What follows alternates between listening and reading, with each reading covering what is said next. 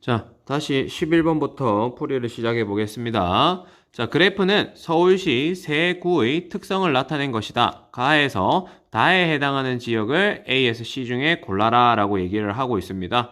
자, 쌤이 지금 이 부분 같은 경우에는 문제에서 나올 때 주로 얘랑 관련이 있다라고 얘기를 했어요. 어떤 거랑 관련이 있다라고 얘기를 했냐면 도시 내부 구조랑 관련이 있다라고 얘기를 했습니다.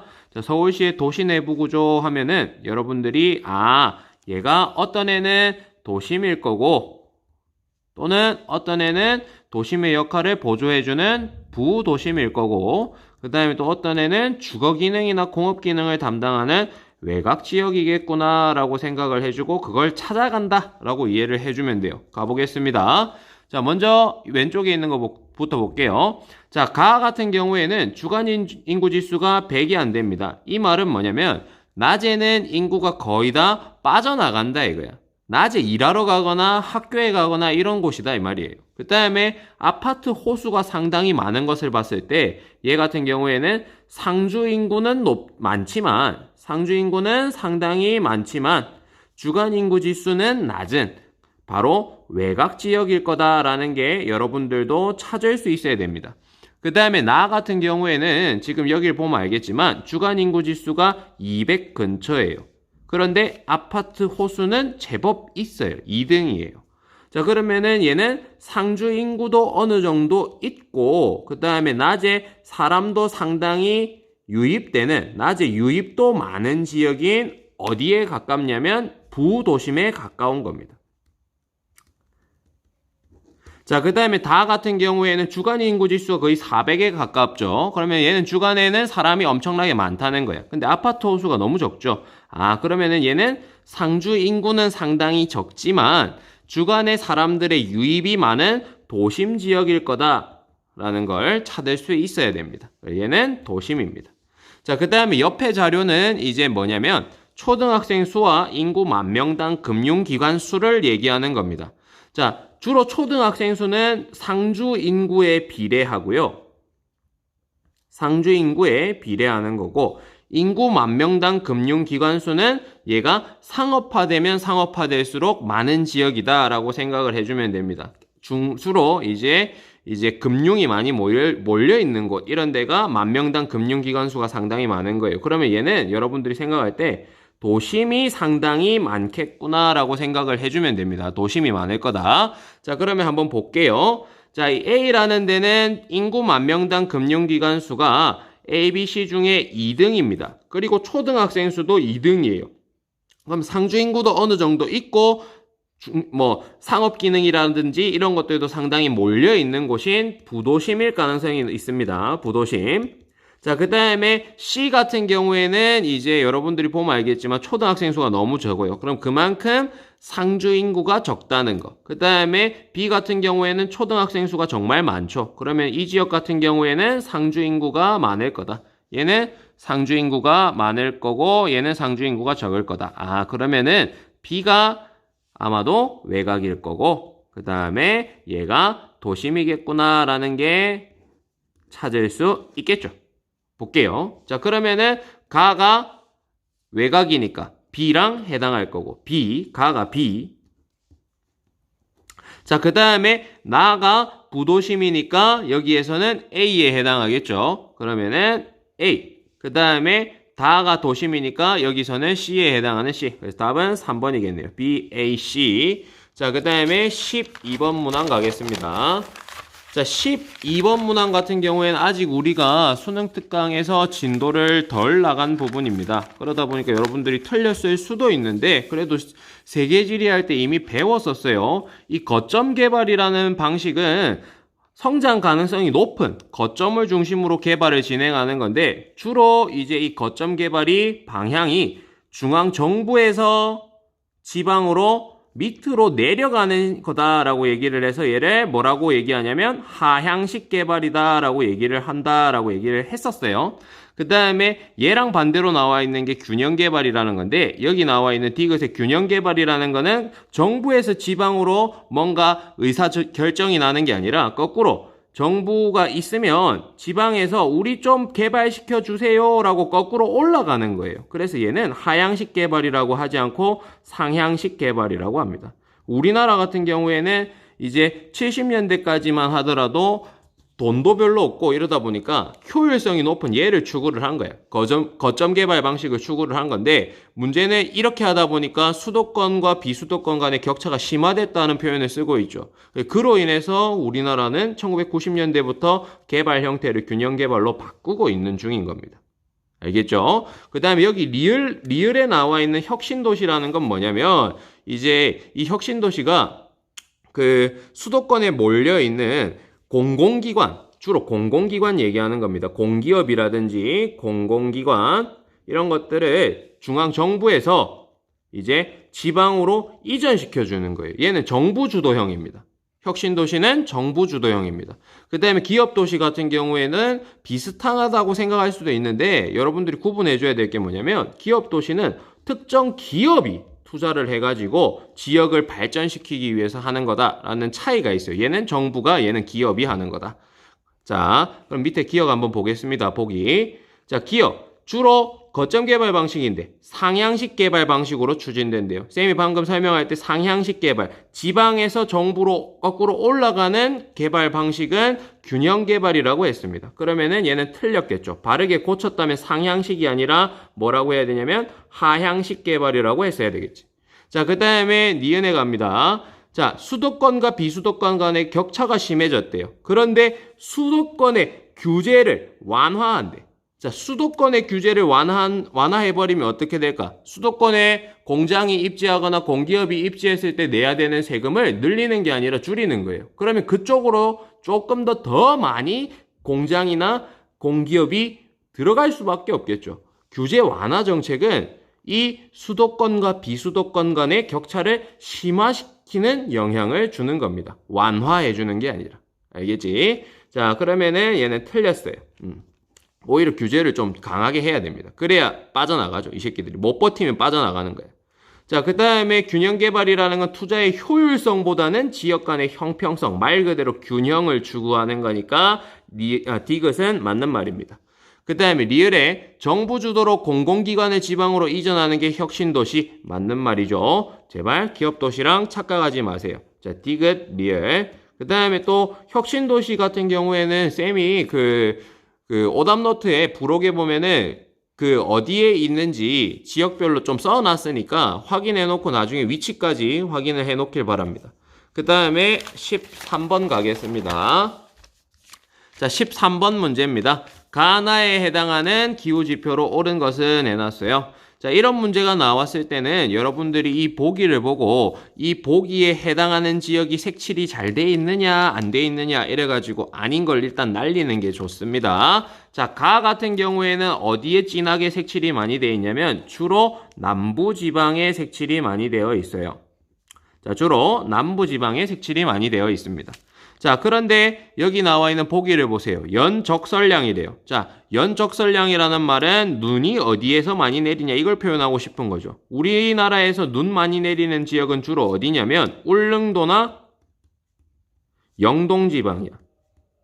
자, 그런데 울릉도나 영동지방, 이거 강원도의 그 대관령 동쪽이라는 뜻이죠. 자, 울릉도나 영동지방인데 여기를 보면 알겠지만 울릉도나 영동지방이 그렇게 진하게 색칠되어 있지 않아요. 우리나라에서 연적설량 정말 많은 곳인데. 자, 그러면은 가에 해당하는 게 연적설량은 죽어도 아니다 이 말이야. 자, 그 다음에 연평균 기온. 이거는 위도대 때문에 남부지방이 높은 게 맞겠네. 얘는 맞겠네. 그 다음에 기온의 연교차가 나와 있어요. 이 기온의 연교차라는 건 쌤이 얘기했지만 이거는 고위도가 저위도보다 클 수밖에 없고요. 내륙이 해안보다 커요. 기온의 연교차라는 거. 그런데 여기 보세요.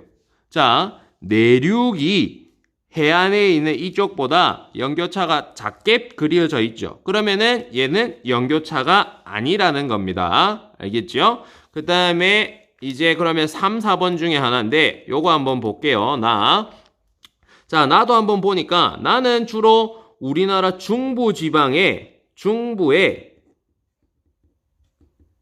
내륙이 상당히 진하게 표시되어 있고 울릉도 쪽, 영동 쪽 색깔이 별로 안 진해요. 아, 그러면은 얘는 중부 내륙이 진하고 울릉도 영동 지방이 색칠이 별로 안 돼 있으니까 일단은 얘는 아니겠네. 적설량은 아니겠네. 오히려 얘가 뭐일 가능성이 높냐면 중부니까 남부보다 위도가 높고 내륙이니까 해안보다 연교차가 큰 애겠네. 그러면은 얘는 표시된 게 기온의 연교차를 나타내는 거겠죠. 자, 그러면은 3, 4번 중에 나아가 연적설량 아니니까 연교차니까 답은 4번이 되는 겁니다. 답은 4번입니다. 자, 그 다음에 14번 문항 가보겠습니다.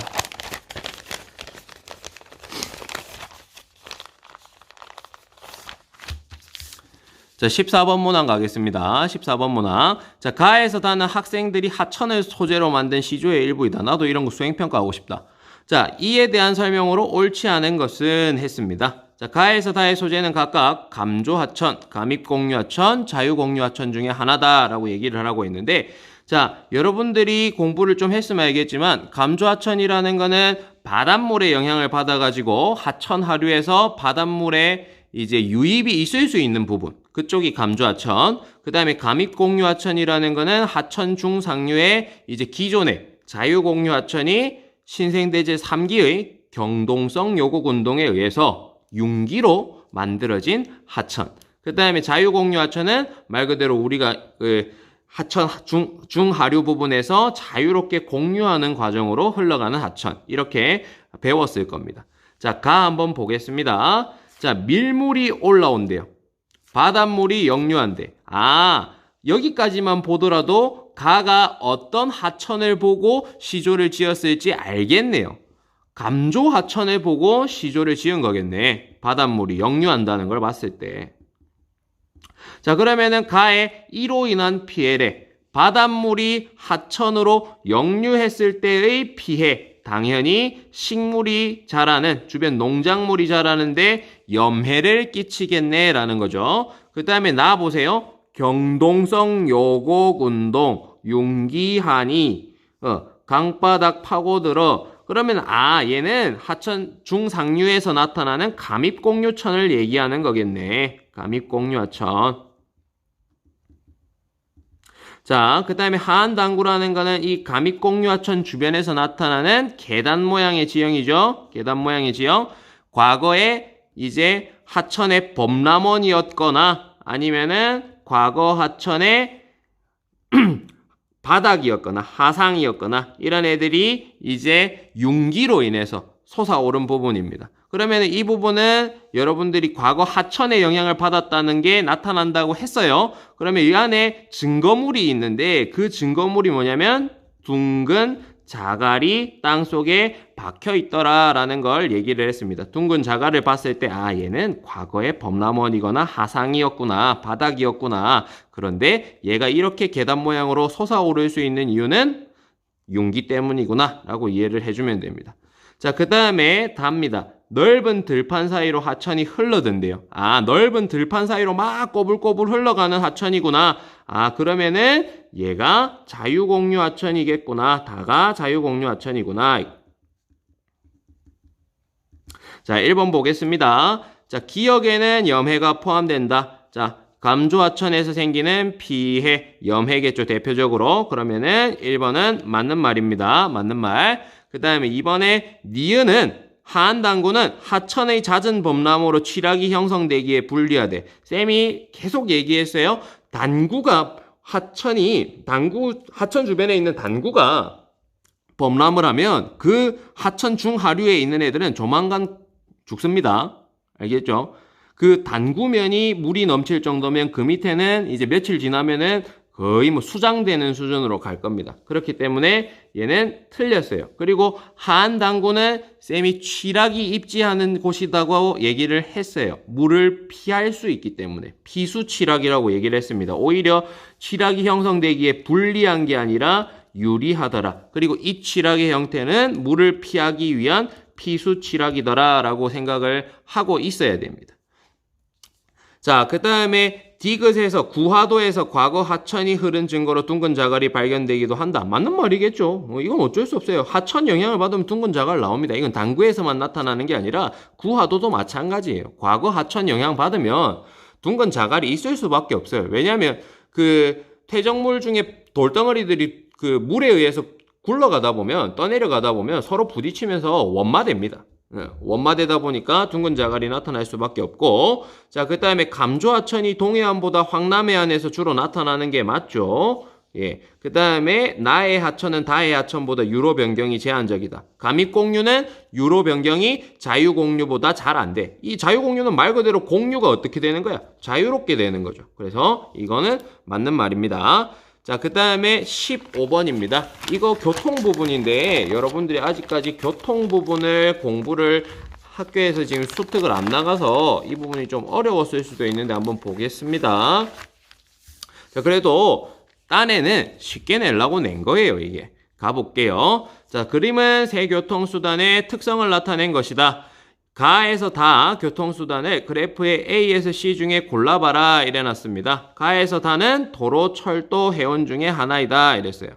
자, 도로가 자동차 가지고 운반을 하는 거고, 그 다음에 철도는 기차고요, 해운은 배입니다. 가볼게요. 자, 국제 화물 수송량이 가장 많습니까? 자, 여러분들 생각해 보세요. 우리나라에서 외국에다 물건을 팔 때 자동차에 실어갖고 팔겠어요? 철도에 실어갖고 팔겠어요? 누구 때문에 안 되죠? 북한 때문에 이거 할 수가 없는 일입니다. 그러면은 국제 화물 수송은 주로 뭐로 하겠어요? 배로 할 거야. 그러면은 가가 해운일 거다라고 생각을 해주면 됩니다. 자, 그 다음에 국내 여객 수송 분담률이 가장 높습니까? 라고 물어봤는데 여러분들 어디 이동할 때, 우리나라 안에서 이동을 할 때 자동차를 많이 탑니까? 기차를 많이 탑니까? 혹시 자기 지금 학교 수업 마치고 집에 가는데 기차 타고 가는 사람이 있나요? 자동차 타고 가는 사람이 훨씬 더 많겠죠. 그래서 국내 안에서 여객 수송을 분담하는 게 제일 높은 거는 도로입니다. 자동차예요. 그 다음에 여기 다에 해당하는 게 기차 있는 철도겠죠. 철도.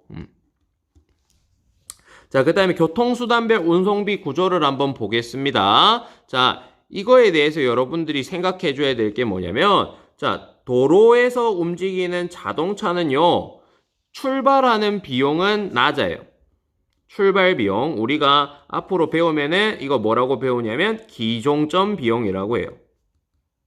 기종점 비용이 낮아요. 이 기종점 비용이 뭐냐면 출발하기 전에 물건을 보관하거나 이런 데 드는 비용까지 포함하는 겁니다. 자, 도로는 기종점 비용은 작아요. 그런데 얘는 거리에 따른 아이고 실수 글자 잘못 적었네. 위에 거 보다가 거리에 따른 운송비 증가가 엄청나게 큽니다. 제일 커요. 거리가 멀리 가면 멀리 갈수록 운송비가 엄청나게 증가됩니다. 주로 얘는 그래서 가까운 데 가요. 도로가 장점이 뭐냐면 원하는 곳까지 바로 갈 수 있어요. 원하는 곳까지 바로 갈 수 있다는 게 도로의 장점이야. 우리가 내가 택배 시켰는데 우리 집 앞에 기차 가지고 택배 배달하는 아저씨가 있으면 골치 아프겠죠? 배는 더 심하겠죠? 여하튼 원하는 곳까지 배달해 줄 수 있다는 장점은 있다는 거, 도로가. 자, 그 다음에 철도. 철도는요, 출발하는 데 드는 비용이 배보다는 싸요. 이 해운부터 먼저 한번 해볼게. 해운은요, 출발하는 데 드는 비용이 많이 들어요. 왜냐면은 여기에 실어야 되는 물건이 너무 많다 보니까 창고비가 너무 많이 들어. 그래서 얘는 기종점 비용이 가장 커요. 기종점 비용이 가장 큽니다. 다만 이 해운이라는 애는 특징이 뭐냐면 거리에 따른 운송비 증가가 가장 작아요. 멀리까지 가면 얘가 오히려 가격이 싸져요. 거리에 따른 운송비 증가가 제일 작더라. 거리에 따른 운송비 증가가 최소더라라는 거. 철도는 사실은 얘네 둘의 중간입니다. 처음 스타트 비용도 중간, 그 다음에 거리에 따른 운송비 증가 비용도 중간, 이 정도 된다고 생각하면 됩니다. 그러면 볼게요. 자, A 같은 경우에는 여기 보면은 처음 0일 때는 운송비가 제일 적죠. 출발하는 데 드는 비용이 제일 적다는 소리야. 그런데 거리가 멀어지면 멀어질수록 급격하게 운송비가 늘어나서 나중에는 결국 제일 먼 거리에서는 제일 운송비가 비싸죠. 그러면 아까 쌤이 말했던 대로 가보면은 도로, 철도, 해운 중에 기종점 비용은 저렴하지만 거리에 따른 운송비 증가가 너무 크네. 바로 도로가 A일 겁니다. 자, 그러면은 도로는 가나다 중에 나로 가야 되겠네. 맞죠? 자, 그 다음에 B 같은 경우에는 출발 비용, 기종점 비용이 중간이에요. 그런데 중간 정도로 증가하다가 마찬가지 거리 멀어졌을 때 중간이네. 아, 그러면 중간이니까 얘가 뭐겠네? 철도겠네. 자, 그 다음에 출발하는 데 드는 비용은 너무 비싸지만, 제일 비싸지만 결국 거리가 멀어지면 멀어질수록 비용이 이제 증가하는 폭이 제일 작은 C가 바로 배를 이용한 해운입니다. 그러면은 가나다를 바르게 연결해 보면은 가가 해운이었으니까 C, 그 다음에 철도가 B니까 CAB겠네요. CAB. 답은 4번이게 되겠습니다. 자, 그 다음에 이제 한 바닥 남았다. 아싸, 집에 가야지. 빨리 하고 전부 집에 가야겠다. 나 주말에 이게 뭐한 짓이죠? 가볼게요. 자, 16번 가겠습니다. 그래프는 지도에 표시된 두 지역의 연령층별 인구 비중을 나타낸 것이다. 이에 대한 설명으로 옳은 것은 해놨어요. 자, 여기에 A, B가 어딘지 여러분들이 알면 좋은데 솔직히 몰라도 이 정도는 구분해야 돼. 얘는 울산광역시고요. 얘는 광역시가 아닌 애야.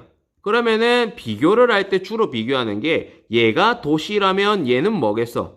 촌락이겠죠. 그리고 좀 더 정확하게 쌤이 가르쳐주면 B가 광역시 중에서 울산이라는 곳이고 그 다음에 A가 여기 경남에 우포늪이 있는 곳이에요. 우포늪. 바로 어디냐면 창녕입니다. 창녕. 얘는 촌락적 특색이 강할 거고 울산은 도시적 특색이 강할 거예요. 그러면은 연령층별 인구 비중을 한번 보겠습니다. 자, 연령층별 인구 비중을 보니까 아이고 너무 귀엽다. 미안. 요거 볼게. 미안.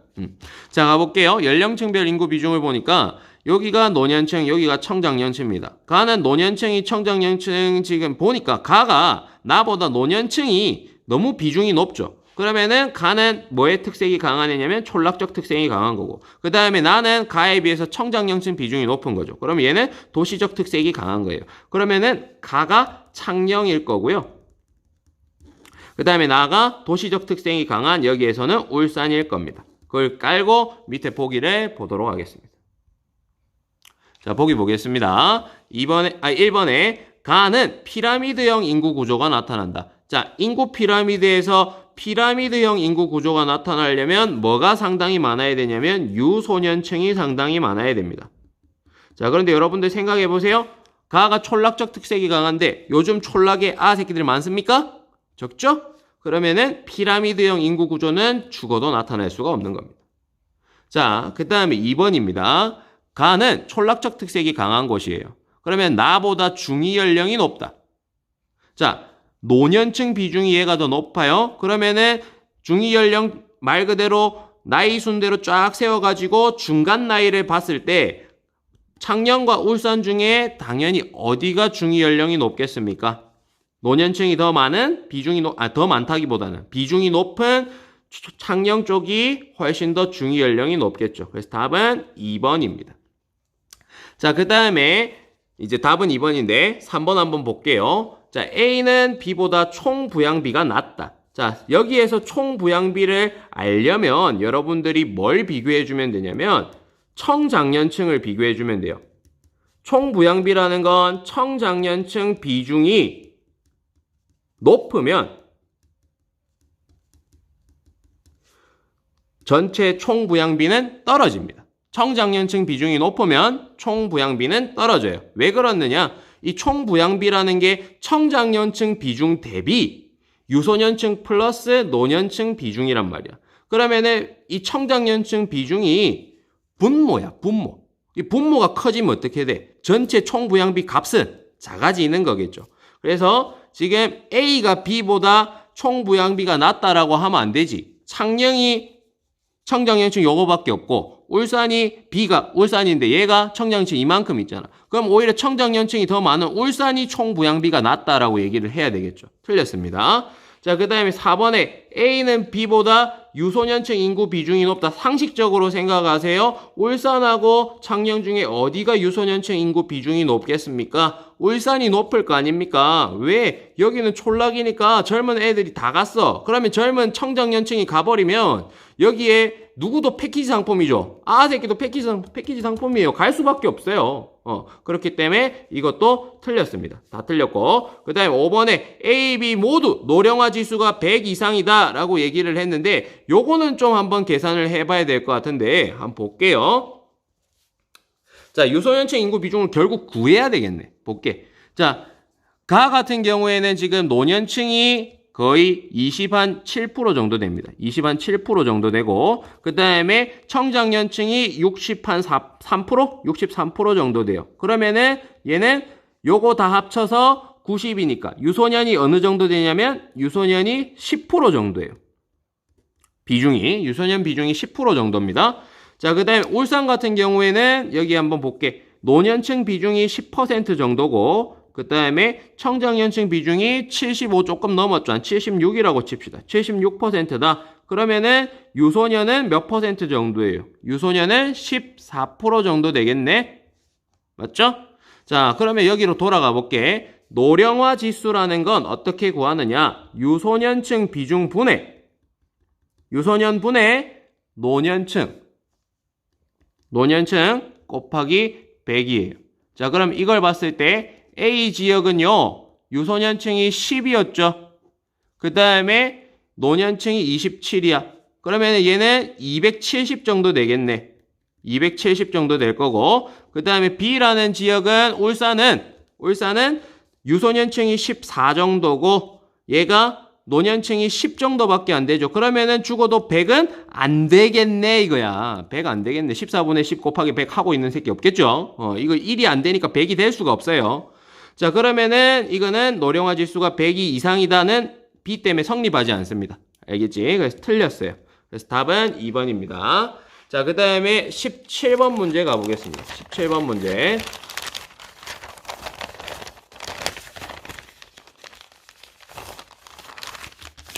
아싸, 4개 남았다.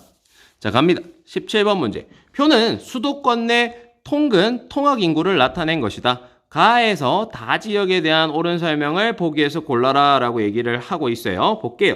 자, 경기, 서울, 인천 중에 하나다 이래놨어. 자, 그럼 여러분들 수도권 내 통근, 통학 상황에 대해서 한번 생각을 한번 해봅시다. 자, 경기라는 곳은요, 유입이 많을까요? 유출이 많을까요? 경기는 그 대부분 지역이 이제 서울의 근교 지역으로서 서울 사람들이 거기로 빠져나와서 살아요. 그러면 결국 출퇴근하는 건 서울로 가는 사람이 상당히 많다는 거야. 그러면 유입보다는 경기는 유출이 많은 지역이에요. 맞죠? 자, 그 다음에 서울이라는 곳은 경기랑 다르게 오히려 유입이 뭐보다 많을 거다. 유출보다 많을 거다. 이게. 자, 그 다음에 인천은 여러분들이 특징적으로 알아야 될 게 제일 어중간해요.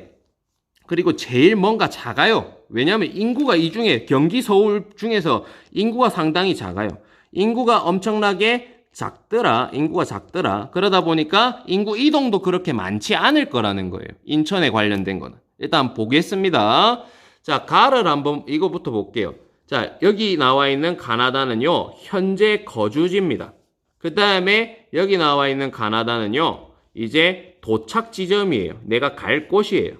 자, 그러면은 여러분들 이거 표에서 해석할 거 하나만 먼저 잡고 가겠습니다. 자, 여기 가에서 가로 간 거는 지역 내에서 이동하는 거야. 그 다음에 나에서 나로 이동한 것도 지역 내에서 이동하는 거예요. 그 다음에 다에서 다로 이동한 이것도 지역 내에서 이동한 겁니다. 자, 일단은 요걸 미리 잡아놓고 보겠습니다. 그럼 나머지는 다른 지역으로 왔다 갔다 하는 거다는 소리예요. 한번 볼게요.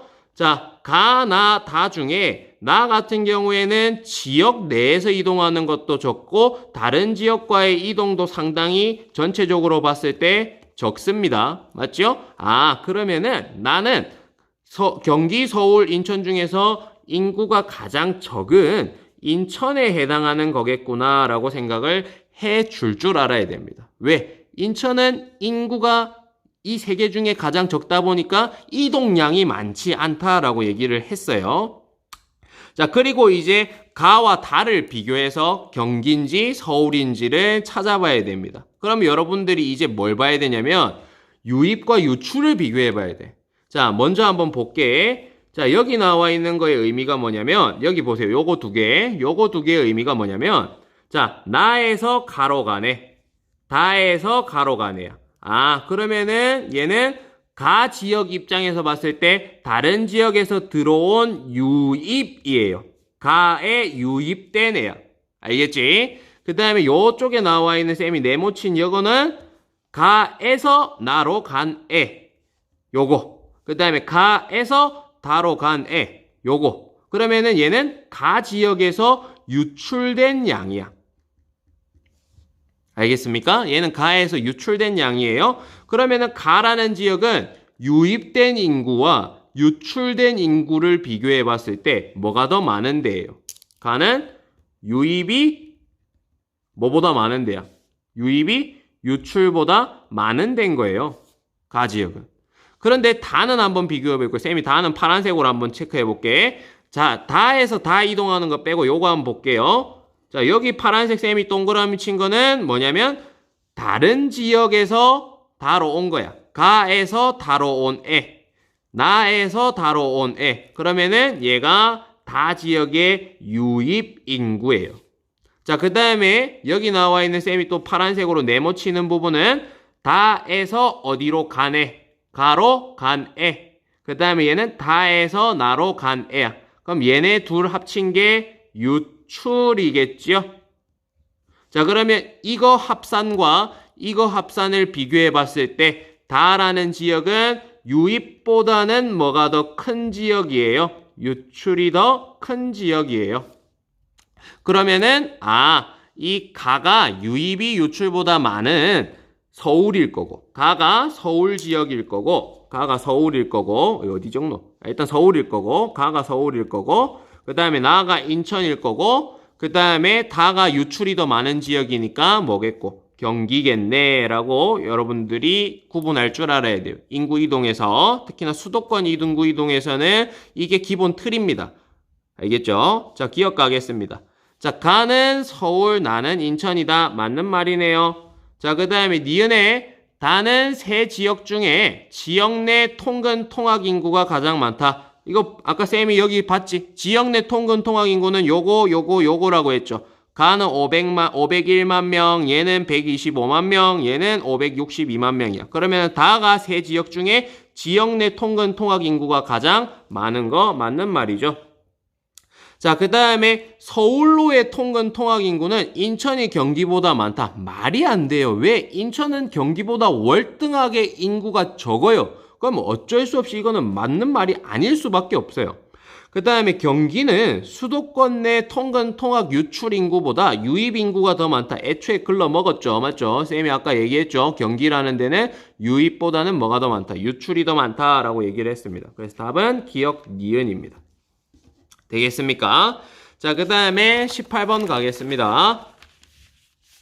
18번 그래프는 지도에 표시된 네 지역의 계절별 강수량을 나타낸 것이다. 가에서 라 지역에 대한 설명으로 옳은 것은 했어요.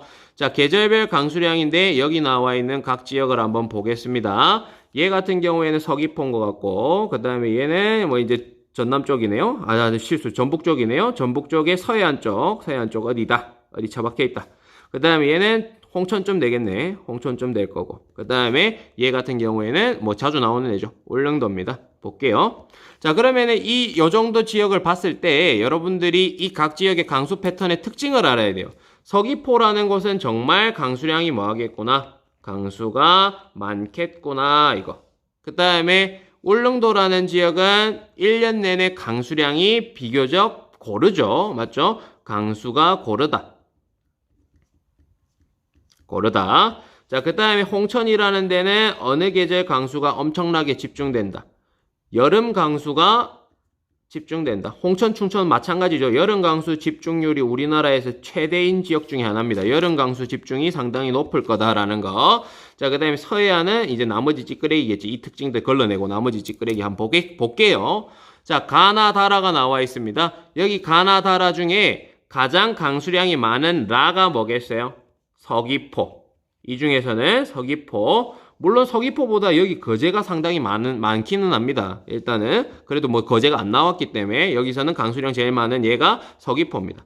자, 그 다음에 얘 같은 경우에는 강수가 고르다고 했죠. 이 세 개 중에 강수가 제일 고른 다가 어디냐면 울릉도겠죠. 다가 울릉도. 그 다음에 가와 나를 비교를 해봐야 되는데 가는 이제 여름 강수가 엄청 많아요. 집중돼 있어요. 근데 나는 얘보다는 가에 비해서는 여름 강수 집중률이 좀 낮죠. 그러면은 홍천과 서해안에 있는 여기 이 지역, 전북 쪽에 있는 이 지역에 비교를 해봤을 때 여름 강수 집중이 더 심할 곳은 얘예요.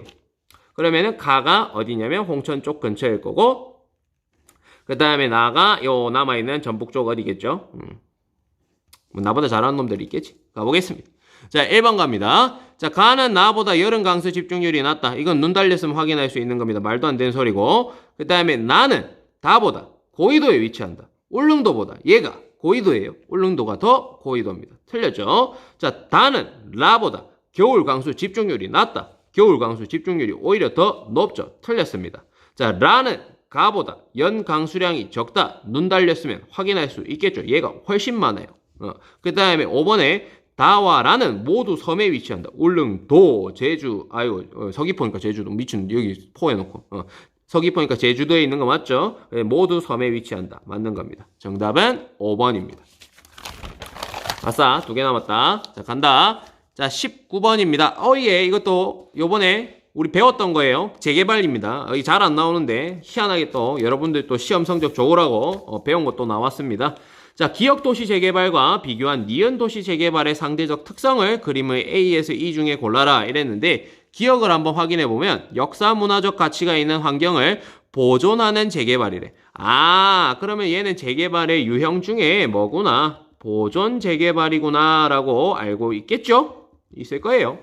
자, 그 다음에 니은은 기존 건물을 완전히 뭐 한대요? 철거하는 재개발이래요. 철거 재개발이겠구나. 아싸, 이거 쉽다. 갑니다. 자, 그러면은 니은 도시 재개발의 특성을 찾으라니까 철거 재개발의 특성을 찾아보라고 하겠네. 볼게요. 밑에. 자, 기존 건물의 활용도 철거 재개발 높습니까? 낮습니까? 다 밀어버리는데. 낮겠죠? 그러면 A, B 꺼져. 자, 그 다음에 원주민의 재정착 가능성. 자, 쌤이 철거해서 새로 지은 아파트에는 원래 살던 주민들이 돈 안 내면 들어갈 수가 없다라고 얘기를 했죠. 그러면 재정착 가능성이 높겠어요? 낮겠어요? 낮겠죠. 낮겠죠. 그러면 Y구 땡큐. 이거 마지막까지 갈 필요도 없네. 답은 뭐다? 2다. 그래도 확인은 해야 되겠죠. 철거 재개발은 보존 재개발에 비해서 당연히 투입되는 자본의 규모가 크지. 아파트 새로 짓잖아요. 맞죠? 그러면은 답은 정확하게 5번이 맞겠네. 자, 그 다음에 20번 문항 가겠습니다. 이거 문제 옆에 걸 풀어갖고 계속 좀 잘 안 보일 수도 있는데, 일단 요번 거 한번 테스트 해보고 다음번에는 다시 그 칠판에다 풀이를 할 수도 있고, 아니면 이것처럼 그대로 갈 수도 있습니다. 여러분들이 나중에 어느 게 더 나은지 말을 해주세요. 자, 그 다음에 20번 문항 가보겠습니다. 지도는 제조업의 시도별 현황을 나타낸 것이다. 이에 대한 옳은 설명을 보기에서 고른 것은 해놨는데, 요거는 솔직히 고맙게도 모든 지역에 다 표현되어 있어요. 그리고 보기도 뭐 하면 되냐면 확인하면 돼. 매칭이야, 매칭. 한번 가볼게. 자, 기억 볼게요. 충청권은 호남권보다 출하액이 많다. 그러면 여러분들이 충청권이 어딘지만 알면 돼요. 요쪽 주변이 충청권이구나. 그 다음에 호남권은 요쪽 주변이구나, 이거야. 자, 그러면 비교를 해볼게. 자, 충청권에 있는 애들이 11.5, 출하액이 여기 제일 오른쪽 거예요. 자, 11.5, 1.4, 0.5, 5.3 이랬어. 그 다음에 호남권에 있는 애는 2.3, 6.5, 2.9. 그러면 얘네들 더해서 비교해봤을 때 당연히 이거 있는 얘가 더 많지 않겠어요? 충청권이 호남권보다 출하액이 더 많다라는 게 맞는 겁니다. 귀찮아도 확인해야 됩니다. 이건 매칭만 하면은 공짜로 점수를 몇 점 주는 거야? 3점 주는 거야. 이거 지금 귀찮다고 이거 안 해버리면 자기 등급이 지금 1등급에는 무조건 2등급으로 떨어지는 거고요. 이거 완전 큰일 납니다. 이거는 공짜로 주는 거예요. 귀찮아도 하라는 거야. 자, 갑니다. 자, 니은의 영남권은 수도권보다 사업체 수가 많다. 볼게. 자, 사업체 수는 여기에서 봤을 때 제일 왼쪽 그래프, 왼쪽 막대입니다. 왼쪽 막대 한번 비교해 볼게요. 자, 영남지방은 수도권보다 사업체 수가 많다. 대충 한번 더 해볼까? 7.6. 자, 영남 거부터 해볼게. 7.6, 4.8, 그 다음에 2.6, 6.1, 10.3이야. 이거 대충 더한 거랑 요거 더한 거 한번 비교해봐요. 어디가 더 당연히 많겠어요? 이거 아무리 더해봤자 35를 이길 수는 없어요. 그러면 영남권이 수도권보다 사업체 수가 많다는 말은 틀렸습니다. 틀렸어요. 이거는 눈대중으로 대봐도 충분히 나오는 거예요. 이거는. 자, 그 다음에 디귿 갑니다. 광주광역시는 대구광역시보다 사업체당 종사자 수가 많더라. 자, 광주광역시가 사업체 수가 1.7, 그 다음에 종사자 수가 2.2예요. 그러면 광주광역시는 사업체에 비해서 종사자 수가 많은 거죠. 맞죠? 그런데 대구 보세요. 자, 대구는 사업체 수가 4.8, 그 다음에 종사자 수가 3.7이에요. 그러면은 오히려 대구는 거꾸로지. 사업체보다 뭐가 적어요? 종사자 수가 적어요. 그러면은 얘는 사업체당 종사자 수가 많을 수가 없지요. 맞죠? 그러면은 오히려 광주광역시가 대구광역시보다 사업체당 종사자 수가 많다는 말은 맞는 겁니다. 맞는 말이에요. 그 다음에 리을에 부산광역시는 울산광역시보다 종사자 1인당 출하액이야. 그러면 1인당 출하액은 이제 뭐뭐뭐 비교해 봐야 되는 거냐면은 종사자 수랑 출하액을 비교해 봐야 돼. 자, 그러면 부산은 볼게. 종사자 수는 4.8인데 출하액은 3.1이야. 그러면은 종사자 수가 출하액보다 비중이 높네요. 그 다음에 울산 같은 경우에는 종사자 수는 5.6인데 출하액이 11.9나 돼요. 아, 그럼 울산은 종사자 수에 비해서 출하액 비중이 상당히 높은 거니까 당연히 1인당 출하액은 부산보다는 누가 더 높아요? 울산이 더 높은 겁니다. 그러면은 리을은 맞다, 틀렸다. 틀렸다 이거죠. 그러면 맞는 건 기억 디귿. 답은 2번입니다. 공짜로 주는 거니까 제발 요번에 또 귀찮아서 안 푼다는 애들이 있었는데 이런 거는 제발 좀 푸세요. 여러분들 보고 이거 다 외워서 하라는 거 아니지 않습니까? 풀어야 됩니다. 자, 이렇게 해서 20번까지 문제풀이가 끝났고요. 여러분들이 요번 시험 혹시나 중간고사 때도 이쪽 부분이 응용되는 게 있다면 잘 풀 수 있었으면 좋겠습니다. 이만 끝내겠습니다. 아싸 퇴근.